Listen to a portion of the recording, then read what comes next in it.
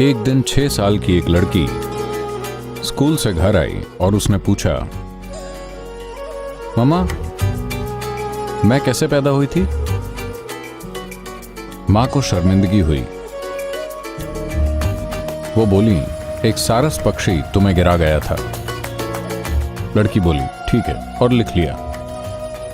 मम्मा, आप कैसे पैदा हुई थी? मुझे भी एक पक्षी गिरा गया था। मम्मा, नानी कैसे पैदा हुई थी? उन्हें भी एक पक्षी गिरा गया था। तब लड़की सीरियस हो गई, नीचे गई और अपने होमवर्क में कुछ लिखना शुरू कर दिया। मां तब थोड़ी परेशानी महसूस कर रही थी। खाना पकाने के बाद वो आई और तब लड़की अपना होमवर्क पूरा कर चुकी थी और नोटबुक वहीं छोड़ गई थी। मां ने जाकर पढ़ा तो ये वंशावली के बारे में एक निबंध था। तो बच्ची ने लिखा था, मेरे परिवार में 3 पीढ़ियों से किसी का भी प्राकृतिक जन्म नहीं हुआ है।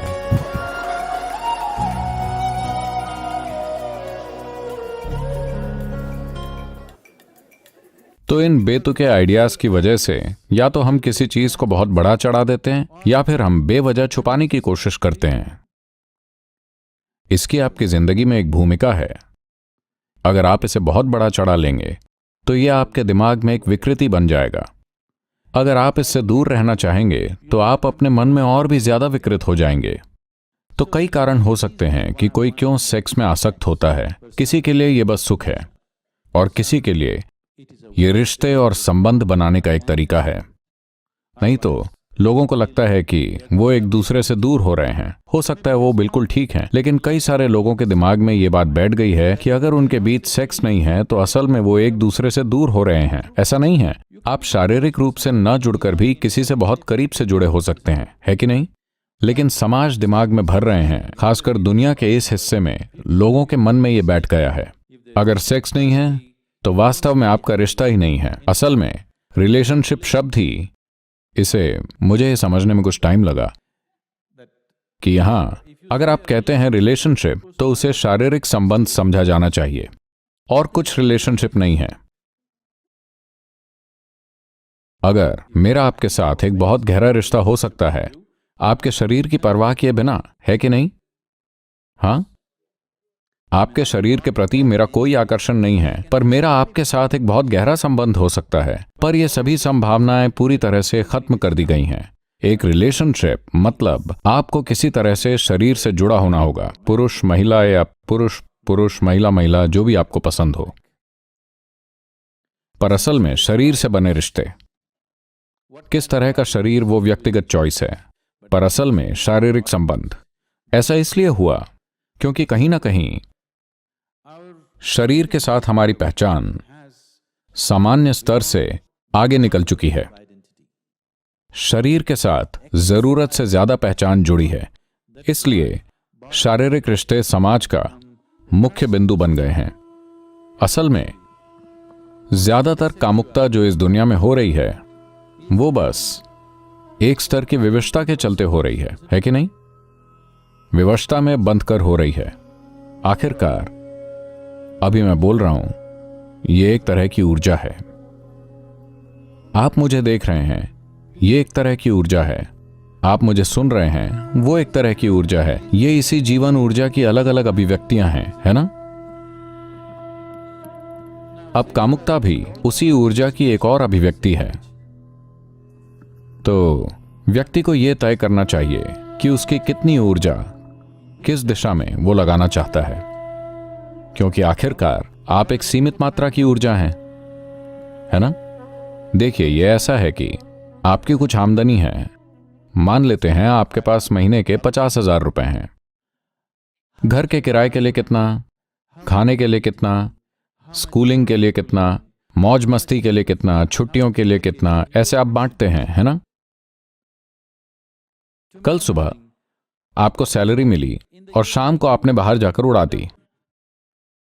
अब अगला महीना परेशानी भरा होने वाला है कि नहीं? ठीक है, आपके पास क्रेडिट कार्ड है, लेकिन आपकी जिंदगी में हर चीज, अगर आप जिंदगी को समझदारी से संभालते हैं तो आप उसकी हर चीज को बांटते हैं आपकी अपनी समझ, अपनी जरूरत और अपनी क्षमता के हिसाब से, है कि नहीं? Yes? आपका पैसा, समय, ऊर्जा, क्या हर चीज को आप नहीं बांटते जैसा आप उन्हें बांटना चाहते हैं? यह भी वही चीज है। इसकी कितनी जरूरत है? पहली बात तो क्या आपको जरूरत है, या आप इसलिए कर रहे हैं क्योंकि समाज ने दिमाग में यह भर दिया है? अगर यह एक जरूरत है और मैं आपसे इसे रोक देने को कहूं तो आप विकृत हो जाएंगे, क्योंकि ये सारी चीजें आपके दिमाग में चलेंगी। और अगर कोई आपको कह रहा है कि तुम्हें करना ही होगा, अगर नहीं करोगे तो तुम नॉर्मल नहीं हो, तो एक दूसरे तरह की विकृति आ जाएगी। दोनों की जरूरत नहीं है। बस इतना है कि अगर इसकी इच्छा है तो आप उपभोग करते हैं, लेकिन आप उसकी सीमा को समझते हैं। आखिरकार आप पुरुष और महिला के पीछे नहीं जा रहे। पहले भी हम चर्चा कर चुके हैं, आप एक तरह के सुखद अनुभव के पीछे जा रहे हैं। तो एक बार अगर आपने किसी सुखदता का अनुभव किया तो क्या आप उसमें और गहरे नहीं उतरना चाहेंगे? क्योंकि जो भी सुखद अनुभव हुआ है, शायद आपने दूसरे व्यक्ति को माध्यम बनाया, लेकिन यह सुखद अनुभव आपके भीतर हुआ है ना? तो मान लीजिए वैसे भी यह अनुभव आपके भीतर हो रहा है, दूसरा व्यक्ति इसे खोलने की बस एक चाबी है। तो क्या आप चाबी को अपने हाथों में नहीं रखना चाहेंगे? हां, यानी कि अगर आप ऐसे बैठे हैं तो आप चालू हैं पूरी तरह से। आपको किसी की जरूरत नहीं, क्योंकि किसी से सुख लेने के लिए आपको कई तरह के नाटक करने पड़ते हैं। ये यूं ही नहीं हो जाता। इसे अंग्रेजी में कोटिंग कहते हैं।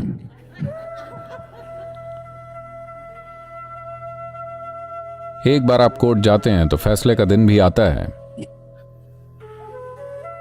इसमें भारी मात्रा में समय, प्रयास, ऊर्जा और हर तरह की चीजें लगती हैं। खीज, जलन, समस्याएं, सब कुछ इसके साथ जुड़ा होता है।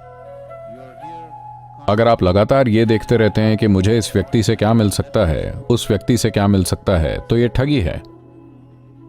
इसे लव अफेयर कहते हैं, पर यह ठगी है। लेकिन अगर आप खुद से ही एकदम परम आनंदित हैं और जब लोगों के साथ हैं, तो ये उस परमानंद को बांटने के बारे में है। ये इस बारे में है कि अगर उन्हें इसका स्पर्श नहीं हुआ है तो किसी तरह उन्हें इसका स्पर्श दें, न कि इस बारे में कि आप उनसे क्या निचोड़ सकते हैं। तब आपके जीवन की पूरी बुनियाद बदल जाती है।